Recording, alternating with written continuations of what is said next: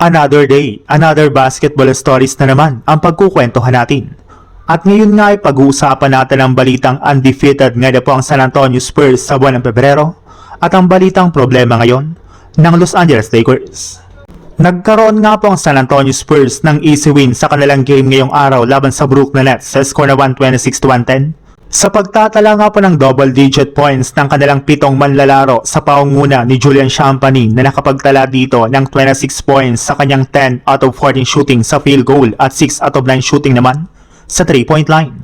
At sa pagkapanalo nga po ngayong araw ng Spurs ay natapos nga po nilang Pebrero na merong perpektong record na 11 wins at 0 losses.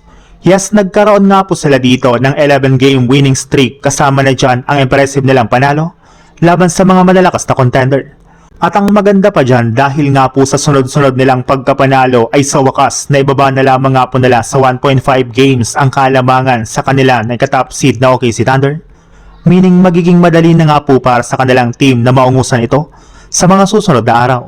Ang problema lang naman nga po ngayon ng Spurs ay ang kanilang game schedule sa Marso since uumpisan ulit nga po nila ito laban sa mga pinakamalalakas na contender sa Eastern Conference katulad na lang ng New York Knicks, Philadelphia 76ers at ang Detroit Pistons. Sa ibang balita naman, kagaya nga po ng napag-usapan natin, marami na nga po sa mga fans ang nagsabi na isa nga po sa mga rason ng pagkatalo ng Lakers ay si DeAndre Ayton na nagkaroon lang ng 2 points sa kanyang 1 out of 3 shooting sa field goal. Pero hindi lang naman nga po si Ayton ang problema ngayon ng Lakers, bagos ang pinaka nagpapahirap nga po sa kanila ngayon ay ang kanilang depensa sa perimeter at maging sa ilalim ng basket.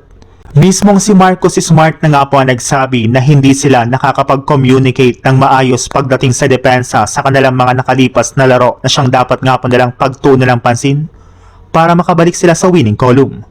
At dahil nga po sa problemang ito ng Lakers, isa rin naman nga po sa mga dapat tanggalin ng team ay ang kanilang head coach na si JJ Redick.